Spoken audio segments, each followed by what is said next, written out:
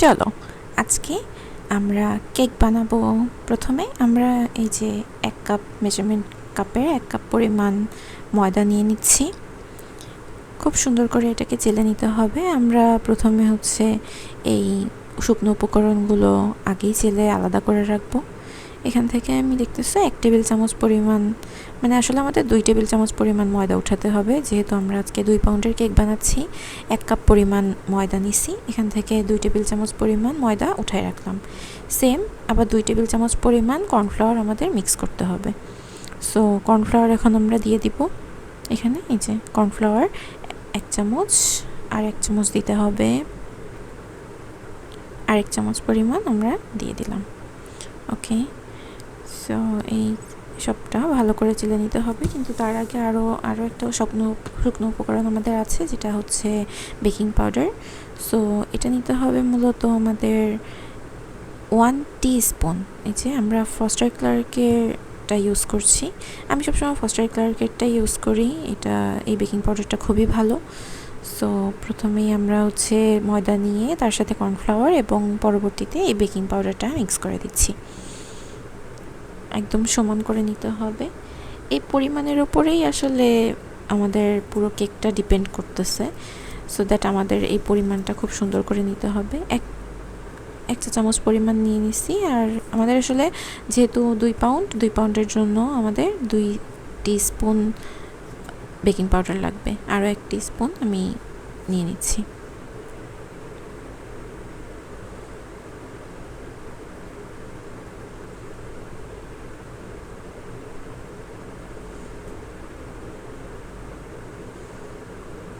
সুন্দর করে এখন আমরা এটা চিলে নিব। এটা আসলে আমরা ডাবলে চালবো। এখন একবার চেলে সাইডে রেখে দিচ্ছি, এবং পরবর্তীতে যখন আবার আমরা ডিমের ফোমের সাথে মিক্স করব, তখন আবারও এটা আমরা চেলে নিব। তো সুন্দর করে চেলে নিচ্ছি। মিক্স করে রেখে দিতে হবে, দেখা যাবে যে না হলে কোনোটা মিক্স হয়েছে, কোনোটা হয়নি, আগে পরে হয়ে যায়। তো এই জন্য আমরা পুরোটাই সুন্দর করে মিক্স করে রেখে দিব।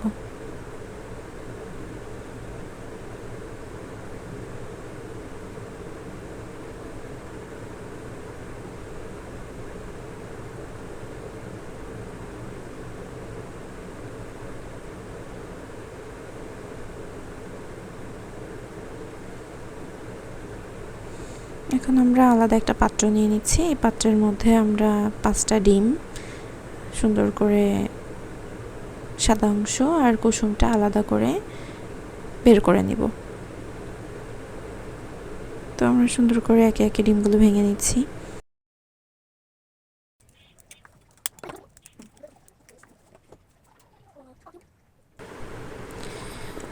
একে একে আমাদের ডিমগুলো আলাদা করা হয়ে গেছে। এখন আমরা যেটা করব সেটা সবগুলা ডিমের সাদা অংশ আমরা এখানে বিট করে নিচ্ছি। বিট করে নিয়ে তারপরে আমরা বাকি প্রসেসে চলে যাব।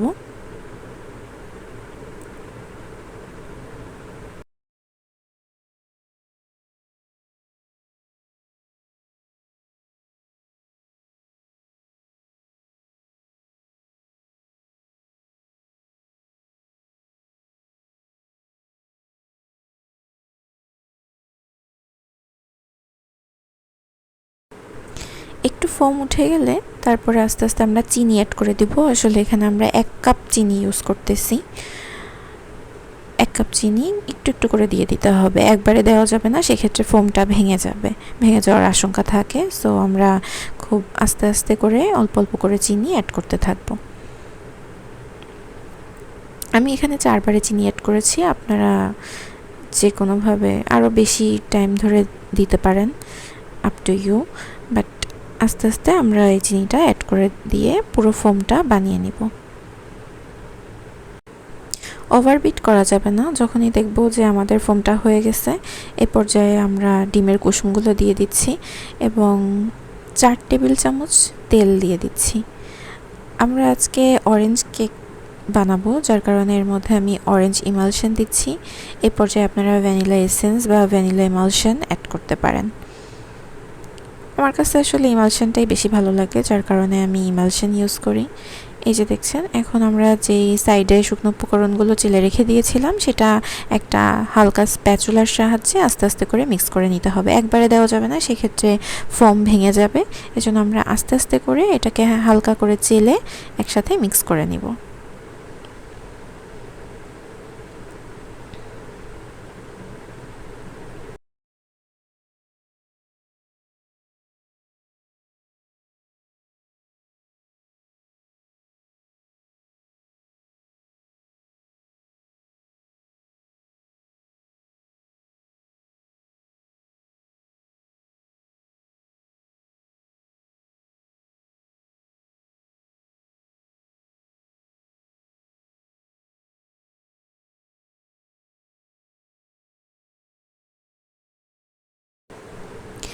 আমাদের মিক্স করা হয়ে গেছে।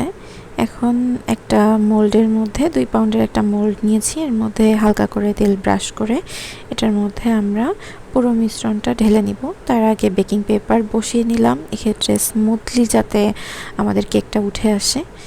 অ্যান্ড তারপরে আমাদের পুরো মিশ্রণটা আমরা মোল্ডের মধ্যে ঢেলে দিচ্ছি।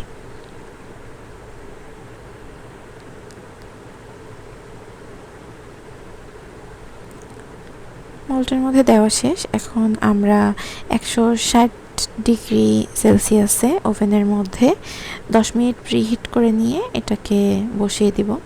সো আমাদের বসিয়ে দেওয়া শেষ, আমরা এটাকে 36 মিনিটের জন্য দিয়ে দিচ্ছি।